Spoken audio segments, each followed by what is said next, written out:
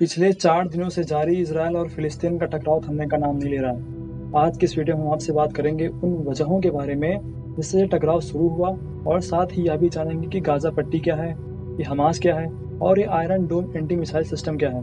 तो चलिए हम वीडियो को शुरू करते हैं। तृतीय विश्व युद्ध से पहले फिलिस्तीन उस्मान साम्राज्य का एक हिस्सा हुआ करता था, जिसमें सबसे ज़्यादा मुस्लिमों का परसेंटेज था, जिसके बाद ईसाइयों का था और वहाँ पर यहूदियों की संख्या तो ना के बराबर हुआ करती थी। लेकिन तृतीय विश्व युद्ध के बाद उस्मान साम्राज्य का पतन हो गया और फिलिस्तीन पर ब्रिटेन का पूरी तरह से राज हो गया। अब चलते हैं थोड़ा सा पीछे की ओर। सन 1900 में पहली बार इजराइल देश की मांग उठी, जिसका समर्थन ब्रिटेन ने किया। और जब ब्रिटेन ने फिलिस्तीन पर अधिकार कर लिया तो उसने दुनिया भर के यहूदियों को फिलिस्तीन में आकर रहने की अनुमति दे दी, जिसके बाद बड़ी संख्या में यहूदी फिलिस्तीन में आकर रहने लगे। वहाँ की ज़मीन को कब्जा करके वहाँ पर खेती करना शुरू कर दिया, जिसके बाद यहूदियों की बढ़ती हुई संख्या को देखकर फिलिस्तीनियों में चिंता हुई। इसके बाद यहूदियों और फिलिस्तीन में टकराव होना शुरू हो गया और ये टकराव इतना बढ़ गया कि यह ब्रिटिश के कंट्रोल से बाहर हो गया। तब ब्रिटिश गवर्नमेंट ने यह मुद्दा संयुक्त राष्ट्र संघ में भेज दिया। इसके बाद संयुक्त राष्ट्र संघ ने फिलिस्तीन के 3 टुकड़े कर डाले। इसमें 44% इसराइल को दे दिया गया, 48% फिलिस्तीन को दे दिया गया और 8% यानी जेरूसलम पर खुद अधिकार कर लिया।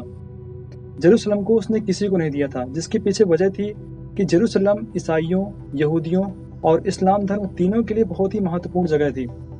इस तरह इजराइल 14 मई 1948 को एक स्वतंत्र राष्ट्र बन गया और स्वतंत्र राष्ट्र बनते ही इजराइल पर अरब देशों सीरिया, लीबिया और इराक ने हमला बोल दिया। इसी के साथ अरब इजराइल युद्ध की शुरुआत हुई और यह युद्ध 1 साल तक चला और 1 साल के बाद 11 मई 1949 को यूएनओ ने इजराइल को एक स्वतंत्र राष्ट्र होने की मान्यता डाली। इसके बाद भी अरब देश नहीं माने और 1967 में एक बार फिर से अरब देशों ने इस पर आक्रमण कर दिया। लेकिन इजराइल ने मात्र 6 दिन के अंदर इन समस्त देशों को पराजित कर दिया और उनके कब्जे वाले वेस्ट बैंक, गाजा और पूरी यरूशलेम पर उसने कब्जा कर लिया। तब से लेकर अब तक इजराइल का इन इलाकों पर कब्जा है, यहाँ तक कि यरूशलेम को अपनी राजधानी बताता है। हालांकि गाजा के कुछ हिस्से को उसने फिलिस्तीनियों को वापस भी कर दिया था। अब जानते हैं ये झगड़े का केंद्र यरूशलेम है क्यों। पुराने यरूशलेम के बीचों बीच टेम्पल माउंट नाम की पहाड़ी है, जिसे यहूदियों के सबसे पवित्र स्थल के रूप में जाना जाता है। मुस्लिमों के बीच यह स्थल हरम अस शरीफ नाम से भी मशहूर है। अल अक्सा मस्जिद, कुब्बत अल सखरा जैसे तीर्थ स्थल भी मौजूद हैं, जो मुसलमानों के लिए दुनिया की तीसरी सबसे पवित्र जगह है। वहीं ईसाइयों का मानना है कि ईसा मसीह ने इसी स्थान पर धार्मिक उपदेश दिया था। उन्हें यहीं पर सूली पर लटकाया गया था और यह जगह दोनों देशों के लिए काफी महत्वपूर्ण है। अब आपको बताते हैं कि यह तनाव बढ़ क्यों गया।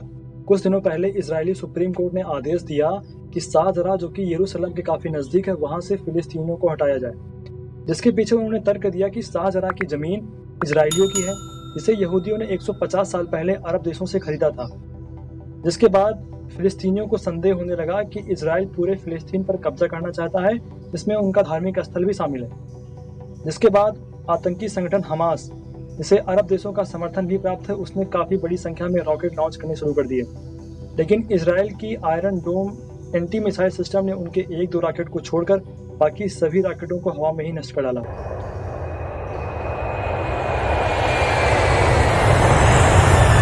इसके बाद इजराइल ने भी जवाबी कार्रवाई की और काफी संख्या में रॉकेट लॉन्च कर दिए, जिससे हमास का बहुत नुकसान हुआ और यहाँ तक कि वहाँ पर कई जानें भी गई हैं। आई होप आपको वीडियो पूरी समझ में आई होगी। मिलते हैं नेक्स्ट वीडियो में। जय हिंद।